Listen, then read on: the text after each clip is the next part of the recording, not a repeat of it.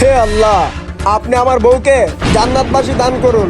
এ ভাই, শুধু তোর বউয়ের কবর জিয়ারত করিস না, আমার কবরে অনেক আযাব হচ্ছে, আমার কবরটা একটু জিয়ারত করে যা। হে আমার ভাই, আমার কবরটা একটু জিয়ারত করস না ভাই। কি হলো ভাই, তুই কি আমার কথা শুনস না?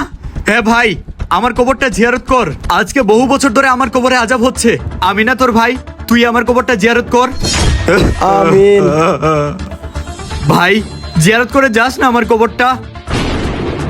হ্যাঁ বন্ধু, তুই আমার কবরটা একটু জিয়ারত কর। আমার কবরে অনেক আযাব হচ্ছে, তুই আমার কবরটা একটু জিয়ারত করস না বন্ধু। হ্যাঁ বন্ধু, আমার কবরটা একটু জিয়ারত করে যা। হ্যাঁ, তুই যাইস না। এই ব্যক্তির কথা কে শুনতেছে না? যাই একটু দেখি তো। তার মানে এই দুনিয়াতে কেউ কারো আপন না। এই ভাই, কে তুমি? আমি একজন মৃত ব্যক্তি, আপনি আমার কথা শুনতেছেন? হ্যাঁ, আমি আপনাকে শুনতে পাচ্ছি। আপনি ওনাদের কাছে কি চাচ্ছেন?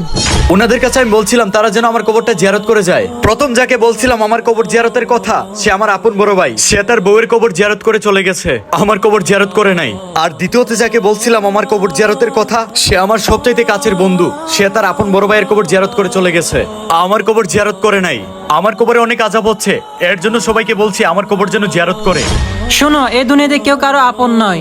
তুমি দুনিয়াতে যা করবা পরকালে তাই পাইবা।